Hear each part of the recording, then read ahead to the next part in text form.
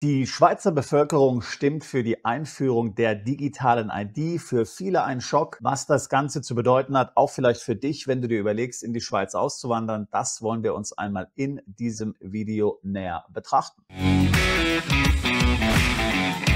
Noch ein kurzer Hinweis in eigener Sache. Wir veranstalten ja regelmäßig Seminare in Zürich, auch Seminare, die jetzt zu diesem Thema passen, die hier relevant sind. Wir haben zum Beispiel unser Seminar der Schweizer Taschenmesser für deinen Plan B, wo es genau um solche Dinge geht, wie die digitale ID, die Übergriffigkeit der EU und wie man sich davor schützen kann, zum Beispiel mit zweiten Staatsbürgerschaften, mit Aufenthaltsgenehmigungen, mit Konten im Ausland außerhalb der EU und indem man zum Beispiel auch Edelmetalle außerhalb der EU lagert. Das ist für alle ein wichtiges Thema, vor allen Dingen, weil der Überwachungsstaat und die zunehmende Militarisierung natürlich Hand in Hand gehen. Man wird nicht nur gezwungen, seine persönlichen Daten herzugeben, man wird nicht nur gezwungen, Steuern abzuführen, sondern man kann eben auch gezwungen werden, durch diese Überwachungstechnologie dann an der Front zu dienen und verliert ansonsten möglicherweise Zugang zu seinen Konten, zu seinem Pass, Personalausweis etc. pp. Um all diese Themen geht es bei unserem Seminar Schweizer Taschenmesser. Termine auf unserer Webseite. Außerdem haben wir natürlich auch das Seminar Auswandern in die Schweiz, wo wir uns intensiv mit steuerlichen und rechtlichen Themen auseinandersetzen. Für alle Unternehmer, Freiberufler und Investoren, die gerne in die Schweiz umziehen wollen. Auch das kann ich dir durchaus empfehlen, wenn die Schweiz ein Thema ist für dich. Auch hier Termin auf unserer Webseite. Link dazu packe ich hier in die Beschreibung dieses Videos mit hinein. Nun aber zurück zum Thema. Es geht wieder einmal um die digitale ID. Wir haben ja dazu schon mehrere Videos in den letzten Wochen veröffentlicht. Hier laufen Regierungen mittlerweile weltweit heiß. Wir haben es in UK gesehen. Dort soll eine solche digitale ID implementiert werden, angeblich um die illegale Einwanderung einzudämmen. Wir haben über Asien gesprochen, wo es schon mehrere Länder gibt, die eine solche digitale ID haben, wie zum Beispiel Vietnam, wie zum Beispiel auch Thailand und jetzt eben auch die Schweiz. Das Schweizer Stimmvolk hat sich in einer Volksabstimmung mit einer sehr knappen Mehrheit von 50,4% dafür entschieden, dass diese sogenannte E-ID, wie sie in der Schweiz heißt, eingeführt werden soll. Für viele ist das natürlich ein Schock. Die Schweiz ist ja der Nachbar Deutschlands, der Nachbar Österreich. Die Schweizer stehen uns sehr nahe. Die Schweiz ist das beliebteste Auswanderungsland sowohl für Deutsche als auch für Österreicher. Vielleicht hast auch du mit dem Gedanken gespielt, in die Schweiz auszuwandern und jetzt dieser Schock. Dort hat man sich jetzt in der Schweiz für eine gänzlich unfreiheitliche Maßnahme entschieden. Eine Maßnahme, die die Freiheit aller Bürger bedroht. Wir haben es schon vielfach hier angesprochen. Eine Maßnahme, die Teil der Überwachungsarchitektur ist, welche weltweit von Regierungen implementiert wird, beziehungsweise man ist dabei, sich Gedanken darüber zu machen, wie diese implementiert werden kann. Bevor wir jetzt konkret auf die Schweiz eingehen, vielleicht nochmal ein kurzer Überblick, was hier überhaupt passiert, um was bei dieser Public Digital Infrastructure geht. Im Grunde genommen hat das 3 Komponenten und diese 3 Komponenten werden ja oft auch zum Beispiel vom WEF in Davos von der UNO hochgehalten und gefördert als wichtige Ziele. Die 3 Komponenten sind zum einen natürlich die digitale Währung. Dort wird jetzt noch nicht implementiert, was die digitale Währung anbelangt, zum Beispiel der digitale Franken oder auch der digitale Euro, aber es gibt natürlich Feldversuche in der Schweiz, auch in der EU wird es bald solche geben. Dann ist es eben die besagte digitale ID und die dritte Komponente dieser Digital Public Infrastruktur ist im Grunde genommen dann die ganze Datenteilung. Und zwar die Datenteilung zwischen Unternehmen und Regierungsstellen. Ein gutes Beispiel ist die digitale ID in Indien. Dort gibt es diese schon seit einigen Jahren. Dort muss man eine digitale ID verwenden, wenn man ein Bankkonto eröffnet. Mit der digitalen ID ist die Steuerinformation verknüpft. Und sobald du dann die digitale ID mit deinem Konto verknüpfst, in Indien erfährt der Staat automatisch das, was auf deinem Konto passiert. Das heißt, wird über große Überweisungen etc. informiert. Das ist dann direkt mit deiner Steuernummer verlinkt. Jetzt könntest du ja sagen, naja, okay, auch in Deutschland hat ja das Finanzamt die Möglichkeit, auf Konten zuzugreifen. Das ist natürlich korrekt, aber mit der digitalen ID funktioniert das natürlich dann vollautomatisch in großem Umfang und ist natürlich dann der ideale Nährboden für zukünftige AI-Systeme, die dort entsprechende Muster in deinem Verhalten zum Beispiel identifizieren können. Wenn eben deine digitale ID auf deinem Wallet auf deinem Telefon installiert ist, dann kann man sich Szenarien vorstellen, wo letztlich die Regierung über alles informiert wird, was hier läuft, wo sich dein Handy befindet, wo du dich befindest, was du einkaufst. Es gab ja vor kurzem ein Video vom WEF, wo ein Repräsentant des WEF davon geschwärmt hat, dass man Leute letztlich dann besteuern kann, ich sage jetzt mal im übertragenen Sinne, je nachdem, wie viel Fleisch sie kaufen, wie viel Auto sie fahren, wie sie sich im Straßenverkehr bewegen, welche Luft sie atmen, will ich schon fast sagen, dass man also hier einen Carbon Footprint etablieren kann, basierend auf der digitalen ID und entsprechend dann zum Beispiel, das ist natürlich kein konkreter Plan, aber eben eine Vision dieser Verrückten, dich dann basierend darauf besteuern könnte. Also diese Verknüpfung im Grunde von Daten zu einem Nachteil als Bürger, das ist, wie gesagt, ein ganz wichtiges Element dieser digitalen ID und auch der Digital Public Infrastructure, an der jetzt viele Regierungen parallel arbeiten. Und dann gibt es natürlich etliche andere potenzielle Möglichkeiten der Kontrolle. Wir hatten es schon in verschiedenen Videos angesprochen. In Deutschland gibt es das Passgesetz. Nach dem Passgesetz kann dir schon heute der Personalausweis, der Reisepass entzogen werden. Ich rede nicht von der Staatsbürgerschaft, ich rede nur von dem Dokument. Kann entzogen werden oder es kann verhindert werden, dass du einen neuen beantragst, wenn du zum Beispiel Steuerschulden hast. Es geht gar nicht um Steuerhinterziehung, es geht einfach nur um Steuerschulden. Oder wenn du nicht zum Wehrdienst willst. Auch das natürlich wieder eine sehr aktuelle Debatte. Wenn du sagst, ich bin lieber in Dubai, ich möchte nicht zum Wehrdienst gehen, Zivildienst möchte ich auch nicht machen, das ist Zeitverschwendung, dann kann dir der deutsche Pass entzogen werden und dann stehst du da. Jetzt kannst du dir vorstellen, dann wird natürlich auch dein Pass in deinem Digital Wallet gesperrt werden. Wenn jetzt dein Pass, dein Personalausweis verlinkt ist mit deinem Bankkonto über das Digital Wallet, dann ist damit auch dein Bankkonto nicht mehr zu gebrauchen. Genau das ist jetzt ja gerade eben in Vietnam passiert. Dort werden alle Konten gesperrt, die nicht mit einer funktionierenden digitalen ID verlinkt sind. Die Kontrollmöglichkeiten sind also hier unermesslich, insbesondere dann, wenn es irgendwann die digitale Währung gibt. Das ist der Hintergrund dessen, wenn wir uns über das Thema digitale ID unterhalten. Kommen wir nun zurück zur Schweiz. Zunächst muss man sagen, dass bereits 2021 das Schweizer Stimmvolk die digitale ID entschieden abgelehnt hat mit 64%.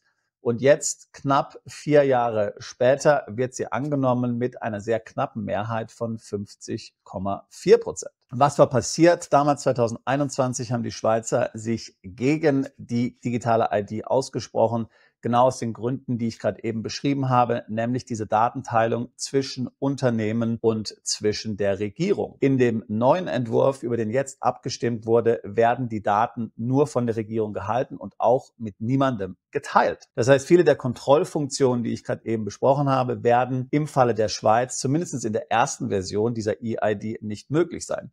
Hier ist natürlich jetzt gleich das Problem. Man setzt natürlich hier auf Salamitaktik. Man sagt das mal, okay, wenn mal jeder diese digitale ID hat, dann werden wir Stück für Stück die Funktionalität erweitern und zwar genau um die Kontrollfunktionen, von denen ich gerade gesprochen habe. Aber die aktuelle Version der Schweizer digitalen ID, über die jetzt abgestimmt wurde, ist im Grunde tatsächlich nur ein digitaler Personalausweis oder Pass. Das heißt, du kannst auf deinem Handy deinen Pass zeigen, zum Beispiel bei der Grenze, zum Beispiel beim Einchecken eines Flugzeuges. Mehr Funktionalität gibt es nicht. Das hat natürlich viele auf den Plan gerufen, ähnlich ein bisschen im UK in der Schweiz. Und die haben sich gesagt, naja, wieso brauchen wir das denn überhaupt? Was ist denn überhaupt der Grund, jetzt eine solche digitale ID hier einzuführen, hunderte Millionen von Franken zu investieren? Und ehrlich gesagt, die Schweizer Regierung hatte keine Antwort. Natürlich im Hintergrund der Schweizer Regierung geht es immer um die langfristigen Maßnahmen. Und man muss immer sagen, dass die Regierung in der Schweiz, obwohl das ja gewählte Politiker sind, im Grunde ein Gegner des Volkes ist, ein Feind des Volkes ist. Es gibt sehr viele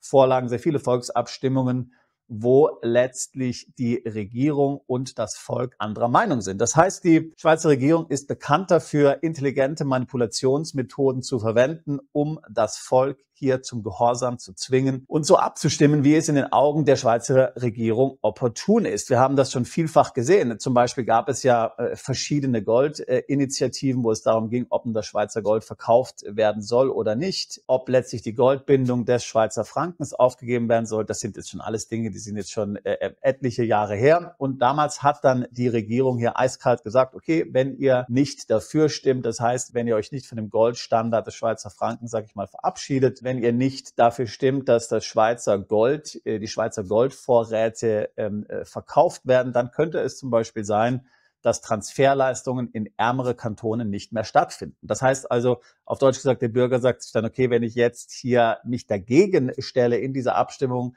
dann haben wir möglicherweise zu wenig Geld in den Schulen und Kindergärten. Also solche sehr intelligenten Tricks wendet die Schweizer Regierung an. Viele Bürger fallen leider darauf herein. Und jetzt auch hier wieder hat man es gesehen bei der EID. Hier war bizarrerweise die Schweizer Regierung besessen von dieser Idee des Alkoholkaufes. Ja, jeder Politiker hat ständig den Alkoholkauf hier nach oben gehalten und hat gesagt, das macht es so viel einfacher, das Alter zu verifizieren, wenn man jetzt Alkohol kauft zum Beispiel. Eine solch bizarre Aussage hat man ja selten gehört. Und man hat gesagt, naja, die EU wird auch ein solches Digital Wallet implementieren. Also wenn wir den Anschluss nicht verlieren wollen an die EU und auch letztlich mit der EU weiterhin Business, weiterhin Geschäfte, weiterhin Handel betreiben wollen, dann müssen wir unbedingt auch eine solche elektronische ID haben, also komplett an den Haaren herbeigezogene Gründe. Unglücklicherweise hat sich die Schweizer Volkspartei, zumindest die parlamentarische Fraktion, viel zu spät positioniert in dieser Sache, was dann auch nicht wirklich geholfen hat. Wenn wir sehen das Gleiche ja auch in UK, hier wird ja auch diese elektronische ID jetzt eingeführt, beziehungsweise der Premierminister hat es angekündigt, ob es kommt, ist dann nochmal eine ganz andere Sache. Und auch hier stellt sich die Frage, warum? Warum brauchen wir das? Auch hier hat die Regierung komplett fadenscheinige Gründe verwendet. Sie hat gesagt, damit illegale Einwanderer nicht arbeiten können in UK. Schon heute ist es so im UK, dass man als Einwanderer, also als Ausländer, der in UK lebt, ganz legal, zum Beispiel so wie ich, dass hier eine elektronische Verifizierung stattfindet. Auch zum Beispiel, wenn du eine Wohnung mieten willst in UK, dann muss man sich elektronisch verifizieren. Das heißt, man bekommt dann von der Behörde, von der Einwanderungsbehörde einen sogenannten Sharecode. Diesen Sharecode gibt man an den Arbeitgeber weiter oder an den Vermieter.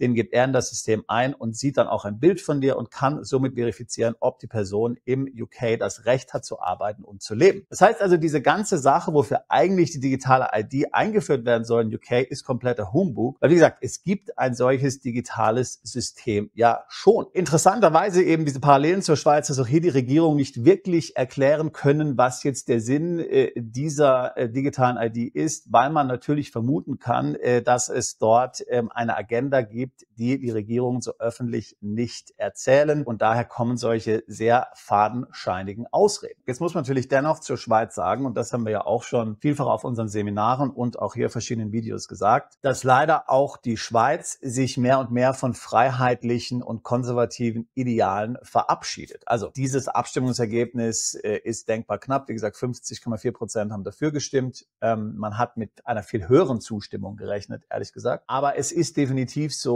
dass sich auch die Schweiz vielfach Positionen anschließt, die man als problematisch bezeichnen könnte. Also, dass sich viele Schweizer in der EU sehen oder zumindest eine nähere Anbindung an die EU befürworten. Man hat ja auch gesehen, in puncto Ukraine-Krieg wird nach und nach die Neutralität aufgegeben. Man will hier ganz klar Position beziehen, man will nicht neutral sein. Im Gegenteil, Neutralität wird als etwas ausgelegt, was schlecht ist. Ich muss immer viele Schweizer daran erinnern, dass im Zweiten Weltkrieg die Schweizer alles abgeschossen haben, was über den Schweizer Luftraum geflogen ist. Amerikanische Militärflugzeuge, deutsche Militärflugzeuge. Damals kannte man keine Gnade und hat keinen Unterschied gemacht. Es gibt ein Luftfahrtmuseum in der Nähe vom Zürcher Flughafen, da kannst du mal hingehen. Da findest du die Trümmerteile von amerikanischen Flugzeugen, die von der Schweizer Flugabwehr runtergeholt wurden. Einfach schlicht und ergreifend, weil die Amerikaner die Neutralität der Schweiz damals verletzt hatten. Das zeigt dir, wie wichtig einmal die Neutralität war. Man hat sogar dafür in Kauf genommen, für große diplomatische Verstimmungen zu sorgen. Davon ist heute natürlich nichts mehr übrig. Oder nichts mehr ist vielleicht auch zu scharf. Es ist jedenfalls nicht mehr viel übrig. Und das betrifft natürlich dann alle, die in die Schweiz umziehen. Ich hatte es vorhin schon gesagt, die Schweiz ist das beliebteste Auswanderungsland der Deutschen. Nicht wenige Deutsche ziehen in die Schweiz um, ganz speziell, weil sie sich außerhalb der EU befinden wollen, weil sie einen freiheitlicheren Rechtsraum suchen, einen Raum, wo die Demokratie ernster genommen wird als in der EU. Wir haben ja schon etliche Videos gemacht, wo wir die antidemokratischen Tendenzen und Fundamente der EU eigentlich einmal untersucht haben in den verschiedensten EU-Organen, von der Europäischen Zentralbank bis hin zur EU-Kommission. Also das erinnert einen an die Sowjetunion und die Europäische Zentralbank, an die Deutsche Reichsbank, also ganz fürchterlich organisierte Institutionen, muss man ganz klar sagen. Und viele, die in die Schweiz wollen, versprechen sich natürlich genau das Gegenteil. Und jetzt sieht man diese Entwicklung und letztlich ist ja diese Abstimmung pro digitale ID ein Beweis dafür, wie gespalten eigentlich die Schweizer Bevölkerung diesbezüglich ist. Und jetzt kann man sich vorstellen, wenn man jetzt weitere 5 Jahre in die Zukunft denkt, wo die Schweiz sich dann befindet. Und jetzt natürlich die große Frage, will man überhaupt dann noch in die Schweiz umziehen oder gräbt man sich damit selbst dann ein Grab? Ist es dann nicht besser, gleich ganz weit wegzugehen, sagen wir mal, was weiß ich, nach Dubai, Asien, also in einen ganz anderen Wirtschaftsraum? Die Schweiz hat ja bisher den großen Vorteil gehabt, sie ist eben nicht in der EU, ist aber natürlich trotzdem uns Deutschen, auch den Österreichern sehr nahe, die gleiche Sprache, ähnliche Kultur, alles funktioniert, ein hoher Grad an Sicherheit, Stabilität und so weiter und so fort. Ist jetzt weniger ein Sprung ins kalte Wasser. Nun, ich möchte diesbezüglich Folgendes sagen. Ich teile natürlich absolut die Bedenken hinsichtlich der Schweiz. Ich habe selbst mehrere Jahre in der Schweiz gewohnt und ich bin auch jetzt natürlich relativ häufig in der Schweiz. Meine Familie in Deutschland zum Beispiel wohnt direkt im Grenzgebiet. Das heißt, wenn ich meine Familie besuchen gehe, fliege ich sowieso nach Zürich. Wie gesagt, wir machen auch immer wieder Seminare in Zürich. Das heißt, ich bin heute oft in der Schweiz und diese Entwicklung ist natürlich schon ganz klar spürbar. Aber ich würde natürlich auch Folgendes sagen. Die Schweiz ist noch nicht Mitglied der EU. Das heißt, die Schweiz ist tatsächlich von der EU-Mitgliedschaft noch entfernt. Ich halte es nicht für ausgeschlossen, dass sie in die EU beitritt. Es gibt jetzt ja auch diesen Vertrag zwischen der EU und der Schweiz, das Vertragspaket, das jetzt demnächst dann auch dem Schweizer Stimmvolk vorgelegt werden soll. Ich bin auch hier ziemlich sicher, dass die Schweizer dem zustimmen werden. Und damit verabschiedet sich dann der Schweizer Bürger aus seiner Rolle als Souverän. Er ist dann nicht mehr der letztlich das Sagen hat. Denn momentan ist es ja so, dass jedes Schweizer Gesetz, das das Parlament verabschiedet, durch die Bürger gekippt werden kann. Ja, das heißt also, wenn Unmut in der Bevölkerung besteht zu einem bestimmten Gesetz, dann kann man eine Volksabstimmung organisieren. Da müssen natürlich bestimmte Mindeststimmen vorhanden sein und dann kann man als Bevölkerung ein solches Gesetz kippen. Ja, was die Regierung, was das Parlament beschlossen hat. Das ist natürlich im Vergleich zu vielen anderen Ländern ein unglaubliches Demokratieverständnis, ja, dass das Volk tatsächlich diese Macht hat. Das wird in Zukunft nicht mehr möglich sein. In Zukunft ist es der Europäische Gerichtshof, der hier das letzte Sagen hat. Und so wie es aussieht, beziehungsweise so wie ich es konkret sehe, werden die Schweizer dem zustimmen. Ja, die werden blinden Auges dort hineinlaufen und werden hier freiwillig ihre Macht abgeben, ihre Freiheit abgeben, einfach für eine gefühlte Sicherheit. Sie sind dann auch Mitglied des Clubs sozusagen, nicht Vollmitglied, aber so annektiertes Mitglied, sage ich jetzt mal. Sie sind nicht mehr isoliert. Sie sind ja heute nicht isoliert, aber ich hatte ja vorhin davon gesprochen, die Schweizer Regierung ist der Weltmeister der Manipulation. Also das heißt, im Schweizer Stimmvolk wird so gesagt, naja, wir stehen am Rande, wir sind isoliert, wir sind alleine. Schaut euch an, was da gerade in UK passiert. Totales Chaos, das wird auch uns blühen. Deswegen, wir müssen hier uns ankuscheln an die EU. Also da fehlt komplett das Selbstbewusstsein, das Rückgrat, ja, zu sagen, wir sind die Schweiz, wir stehen für uns selbst, wir haben viele Vorteile, wir sind ein sehr innovatives Land, wir haben eine tolle Finanzindustrie, eine tolle Produktion im Bereich Pharma, im Bereich IT.